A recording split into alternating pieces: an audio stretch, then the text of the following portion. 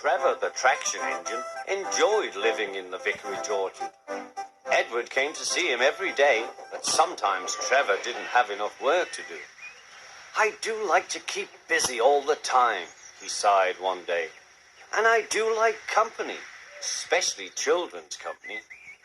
"Cheer up," smiled Edward. "Sir Topham Hatt has work for you at his new harbour. I'm to take you to meet Thomas today." "Ah!" exclaimed Trevor happily. "A harbour! The seaside! Children! That will be lovely!"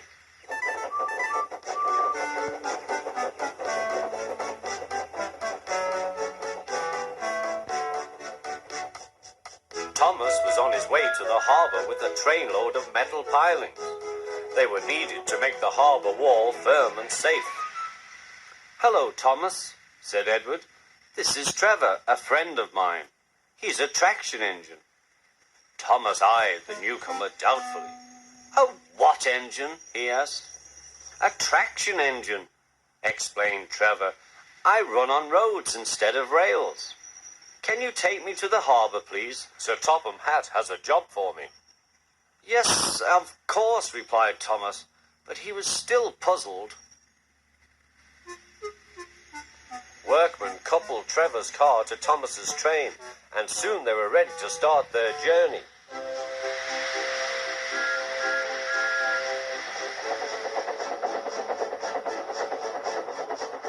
"I'm glad Sir Topham Hatt needs me," called Trevor. "I don't have enough to do sometimes, you know, although I can work anywhere, in orchards, on farms, in scrapyards, even at harbours." "But you don't run on rails," puffed Thomas. "I'm a traction engine. I don't need rails to be useful," replied Trevor. "You wait and see." When they reached the harbour, they found everything in confusion. Cars had been derailed, blocking the line, and stone slabs lay everywhere.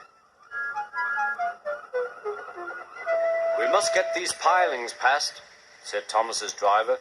"They are essential. Trevor, we need you to drag them round this mess." "Just the sort of job I like," replied Trevor.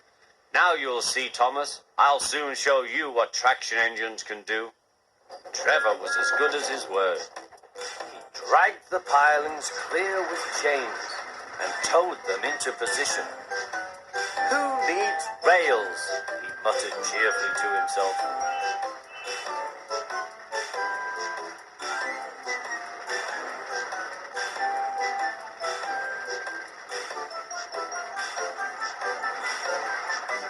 Later, Thomas brought Annie and Clarabel to visit him. Thomas was most impressed. "Now I understand how useful a traction engine can be." The coaches were full of children. Trevor gave them rides along the harbour. He liked this best of all.